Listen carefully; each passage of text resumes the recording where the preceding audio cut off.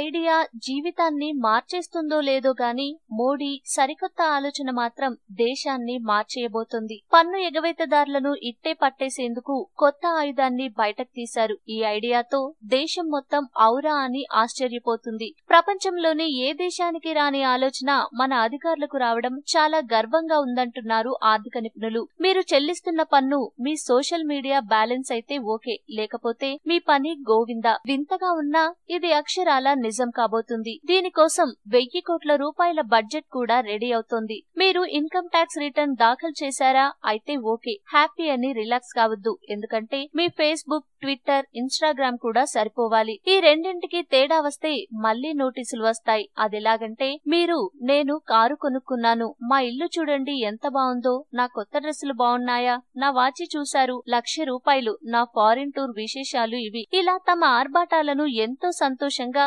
Facebook, Twitter, Instagram లో post చేస్తుంటారు. అదిగో అక్కడే పట్టిస్తోంది మోడీ సర్కార్. వాటి ద్వారా పన్ను లెక్కలేసి నోటీసులు పంపనుంది ఆదాయ పన్ను శాఖ. అప్పటికే ఆదాయ లెక్కలు చూపించి ఉండి మీ ఫేస్బుక్, ఇన్స్టాగ్రామ్ లో ఆ లెక్క ఎక్కువగా ఉంటే దానికి నోటీసులు ఇస్తారు. దీనిపై ఇప్పటి వరకు అధికారిక ప్రకటన విడుదల కాలేదు. అయితే ఖచ్చితంగా వసూళ్లకు పక్కా ప్లాన్ తో పోతామంటున్నారు ఆ శాఖ అధికారులు. తాజా నివేదికల ప్రకారం ఆదాయపు ప్రకటనలతో ఖర్చుల నమూనాలతో పోయిందా లేదా అని తేల్చుకునేందుకు అధికారులు ఆయా వ్యక్తుల సోషల్ మీడియా పోస్టులను పరిశీలించనున్నారు. ఆగస్టు నెల నుంచే ఈ ప్రక్రియ మొదలు కానుంది. ప్రాజెక్ట్ ఇన్సైట్ పేరుతో ఈ ప్రాజెక్ట్ 2 దశల్లో అమలు కానుంది. ప్రాజెక్ట్ ఇన్సైట్ ద్వారా 40% పన్ను వసూళ్లు పెరుగుతాయని అధికారులు అంచనా వేస్తున్నారు. అంతేకాదు, ఈ ప్రాజెక్టు కోసం $156 మిలియన్ ప్రభుత్వం ఖర్చు చేస్తోంది. మొదటి దశలో సోషల్ మీడియా ద్వారా సమాచారం సేకరించి రెండో దశలో నోటీసులు పంపిస్తారు.